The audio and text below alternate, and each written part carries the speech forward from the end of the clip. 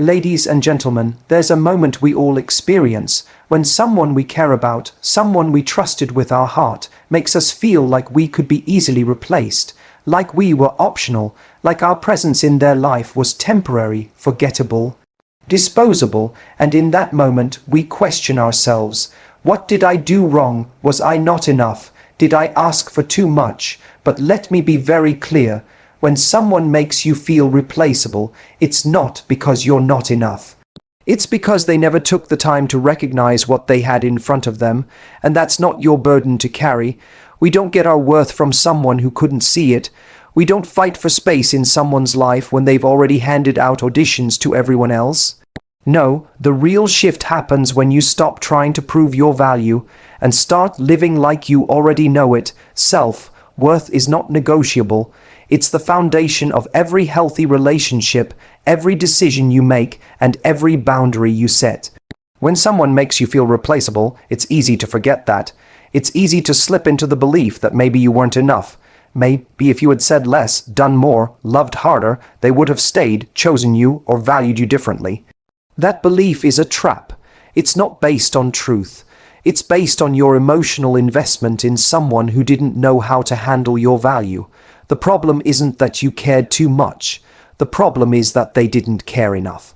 And that lack of care has nothing to do with your worth. You're not on trial. You're not in competition. You're not waiting to be validated by someone who couldn't even show up when it mattered. When someone treats you like you're an option, what they're really saying is, I don't recognize the rarity of what I've been given. And just because they don't see it doesn't mean it's not there. It means they're not ready or capable of appreciating it. Think about it. If you gave someone a diamond and they used it as a paperweight, does that change the diamond's value? No. It changes your opinion of the person holding it. But when we're emotionally invested, we often personalize someone else's inability to love us well. We make it mean something about us. I wasn't interesting enough. I wasn't attractive enough. I wasn't chill enough. That thinking is dangerous because it makes yourself worth conditional on attention, conditional on validation, conditional on someone else's broken lens. True self-worth doesn't waver when someone walks away. It doesn't shrink when someone picks someone else. It doesn't ask for permission to be confident. When you know who you are, what you bring, what you stand for, you stop tolerating anything less than mutual respect. You stop begging to be chosen and start choosing yourself. And that's not arrogance. That's clarity, that's maturity, that's knowing that you're not here to audition for love. You're here to be in relationships where love shows up without you having to beg for it. The moment you accept that your worth isn't tied to someone else's ability to recognize it, you become powerful, untouchable, even because now their absence doesn't create a void. It creates space for peace, for healing, for people who actually see you. Being treated like you're replaceable doesn't mean you are. It means the person you were dealing with wasn't equipped to handle someone irreplaceable, and that's not your loss. It's theirs. The real power comes when you stop chasing people who make you doubt yourself and start walking like you remember who you are. Because the right people, they don't need to be convinced. They already know. When someone treats you like you're replaceable, the first instinct is to turn inward and wonder what you did wrong. You replay conversations, moments, choices, searching for that one thing that might explain why they pulled away or treated you like an afterthought. But here's the truth, their actions weren't about you. They were a reflection of them, their mindset, their emotional maturity, their capacity for connection. When someone mishandles you, it's not always because you made a mistake. Sometimes it's because they weren't ready to handle someone real. It's hard to accept, especially when you were consistent, honest, and emotionally available. You showed up with good intentions, hoping they'd meet you with the same energy, but people can only meet you as deeply as they've met themselves. If they're confused, avoidant, or afraid of intimacy, it won't matter how clear or genuine you are. They'll still find a way to keep distance, and they may not even do it intentionally. Some people simply don't know how to hold space for something meaningful. So instead, they detach, they create confusion, they keep their options open, and you get caught in the middle thinking it's about you. You have to stop making someone else's inconsistency your fault. That's what we tend to do when we care, especially if we're empathic or emotionally invested. We start internalizing their behavior. We assume it must be a reaction to us. I was too much. I asked for too much. I should have been more understanding, but what if you weren't too much? What if you were just too real for someone who didn't know how to deal with that level of honesty? It's easier for some people to pull back than to confront their own emotional limitations. It's easier to treat someone like they're temporary than to do the work it takes to build something lasting. When you understand that, you stop personalizing their distance. You stop trying to fix yourself in response to their inability to show up. Because deep down you didn't cause their behavior, you revealed it. Your presence highlighted the parts of them they weren't ready to deal with. Your consistency exposed their inconsistency. Your vulnerability made them uncomfortable because it asked them to be real too. That's not your shame to carry. You can't keep blaming yourself for someone who didn't value the opportunity you offered. You didn't ask for too much. You asked the wrong person, and that's a painful realization, but it's also freeing. Because once you stop internalizing their actions, you start healing from the right place. You stop trying to rewrite yourself and start recognizing that their failure to connect wasn't a statement about your worth. It was a sign of their readiness. What they did, whether they ghosted, played games, or treated you like a backup plan, was never really about your value.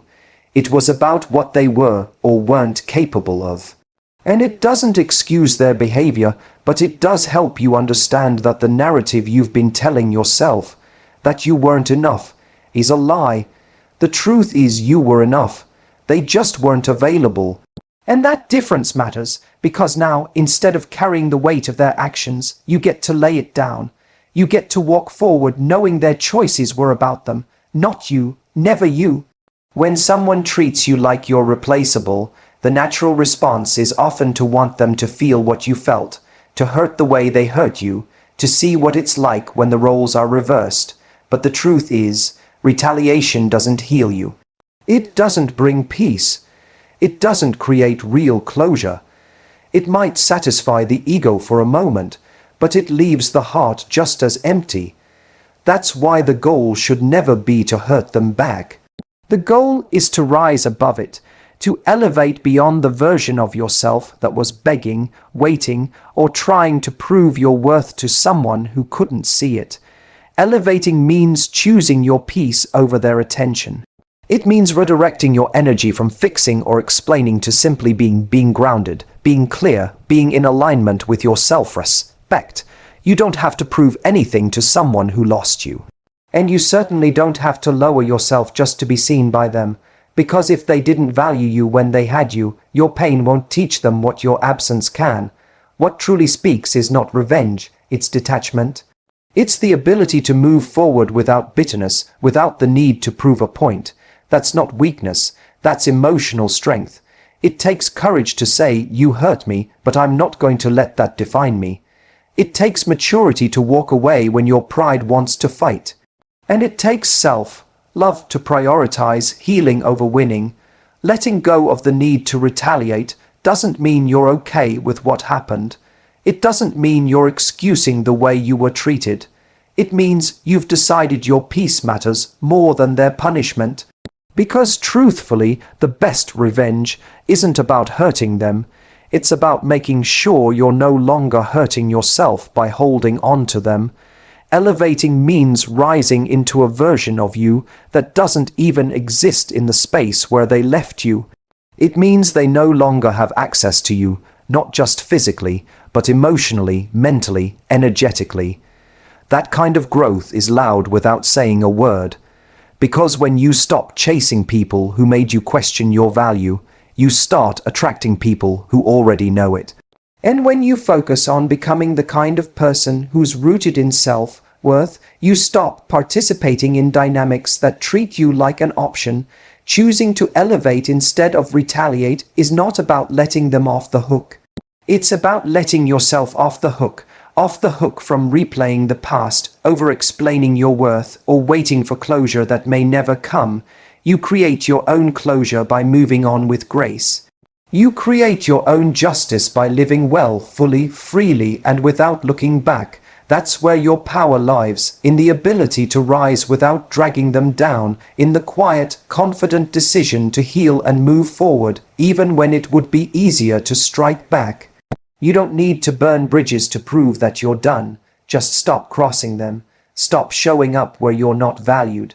Stop giving energy to what drains you.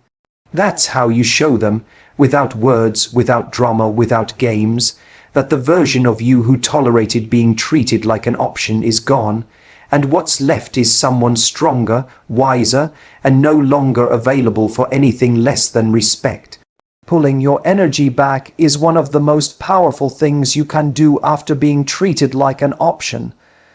When someone doesn't value you but still benefits from your time, affection, and emotional availability, they get used to the access, even if they don't give anything meaningful in return. They may not fully choose you, but they still want you there. They want your attention, your comfort, your support, and as long as you keep offering that energy, they don't have to change.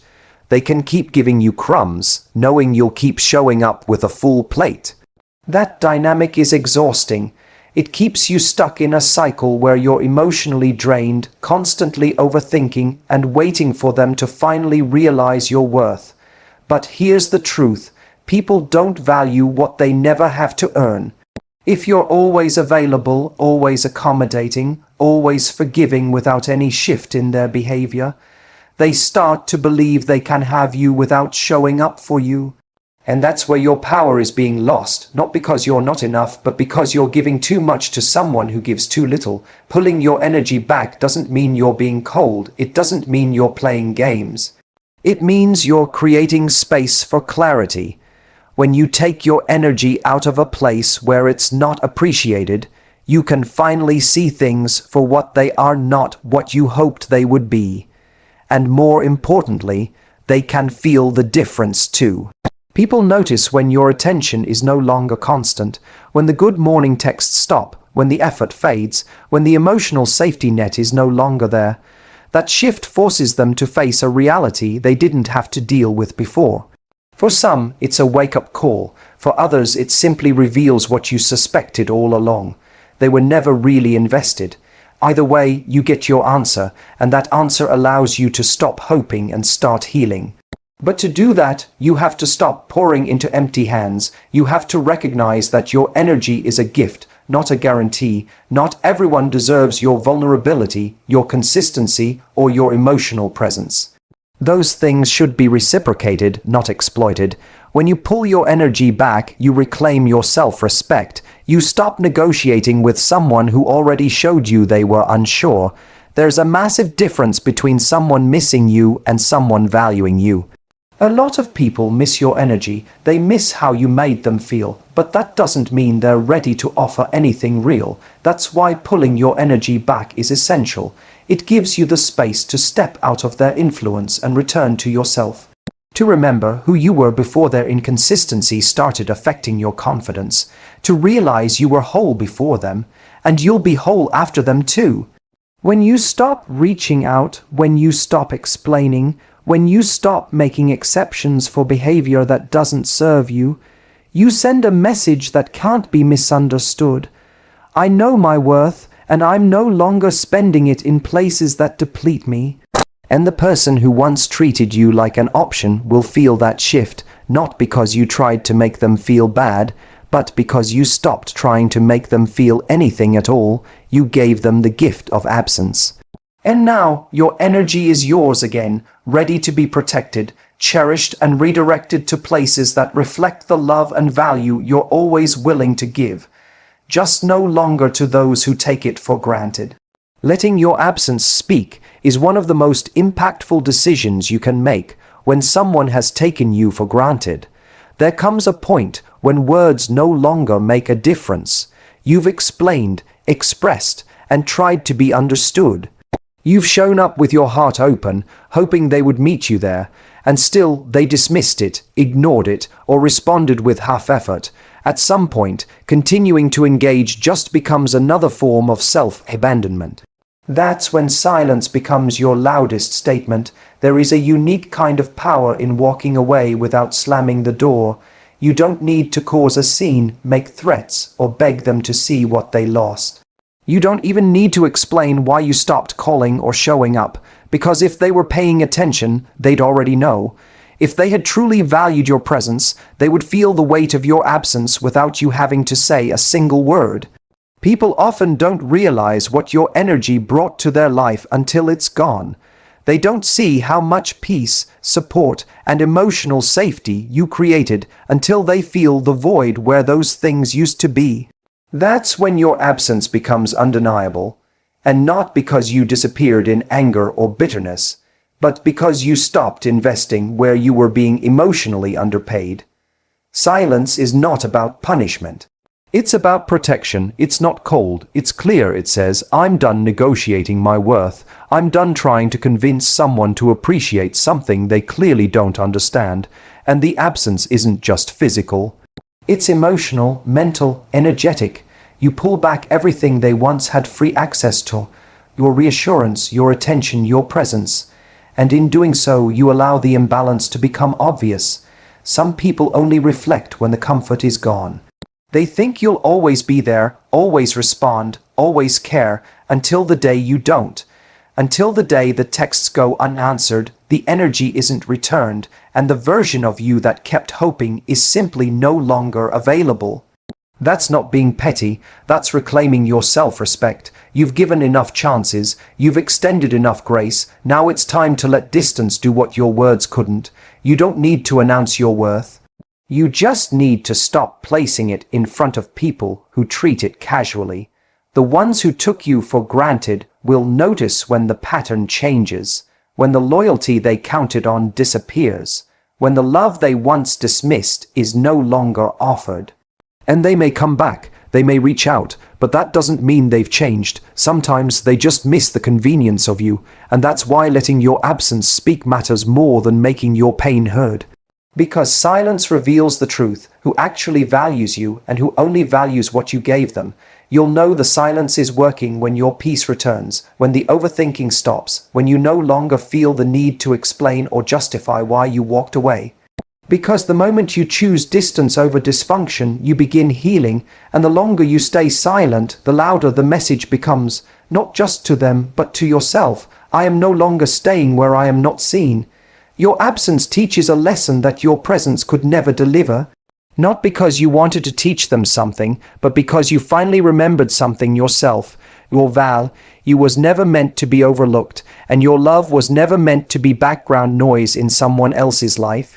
Closure doesn't always come in the way you want it. Sometimes the apology never arrives, the explanation never comes. The person who made you feel like an option walk away without ever taking accountability, leaving you to pick up the pieces and make sense of it all.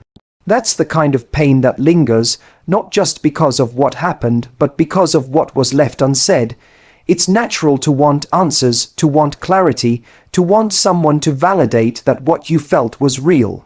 But the hard truth is, closure isn't something you always get from them. It's something you learn to give to yourself. You give yourself closure when you stop waiting for them to explain their actions and start accepting what their actions already told you.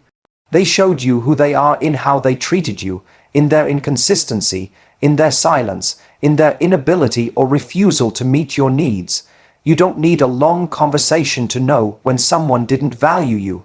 You felt it, and that feeling, however painful, is the answer. The absence of effort, the mixed signals, the emotional distance, those weren't random, they were signs, and when someone gives you those signs, believing them is the first step toward your freedom. What keeps many people stuck is the hope that they'll come back with remorse, that one day they'll wake up and realize what they lost, that they'll finally say the words that make the pain make sense. But even if they do, it won't change what already happened. It won't undo the way you were made to feel, and often, when people return with apologies, it's not because they've grown, it's because they miss your energy. There's a big difference between someone being sorry for hurting you and someone being sorry they lost access to you. Waiting for closure from someone who hurt you is like standing in a burning building hoping the fire that consumed it will help you rebuild. That's not their job, that's yours. You heal when you decide to close the chapter, even if they never gave you the ending you deserved. You make peace with the fact that not everything broken gets repaired, and not everyone who causes pain is capable of acknowledging it.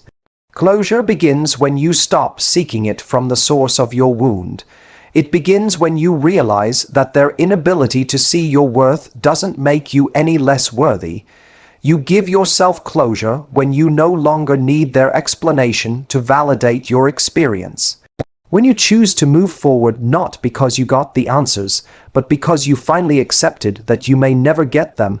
And here's something freeing. Closure doesn't have to be dramatic. It can be quiet. It can look like not responding, not checking in, not reopening doors you once hoped they'd walk through with clarity. It can look like focusing on yourself, on your growth, on your healing. It's in the decision to stop revisiting the past hoping for a different outcome and instead accepting what is, so you can create what's next. You don't need them to admit they were wrong in order to know you were right to walk away. You don't need them to see your value to continue living in it. Their silence may feel like a void at first, but with time it becomes space. Space you get to fill with truth, with strength, with a new story that isn't written by someone who couldn't love you right. Closure is not something they give you. It's a boundary you create with your own healing, and it begins the moment you decide you're done searching for it in someone who already showed you they couldn't give it. Healing isn't about pretending it didn't hurt. It's not about acting unbothered or rushing to get over it, so you can prove how strong you are. Real healing is messy, non-linear, and deeply personal. It requires honesty, the kind that doesn't always feel good at first. It's facing the pain head on instead of covering it up with distractions or forced positivity. You can't heal what you won't feel.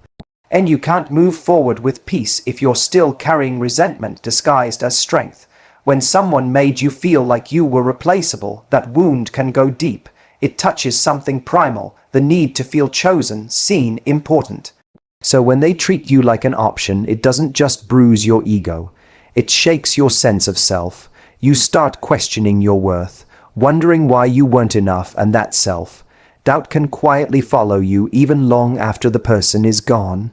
That's why healing isn't just about forgetting them, it's about reconnecting with you, the version of you that existed before they made you doubt your value.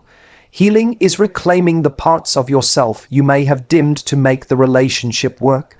It's unlearning the idea that someone else's inconsistency was a reflection of your inadequacy.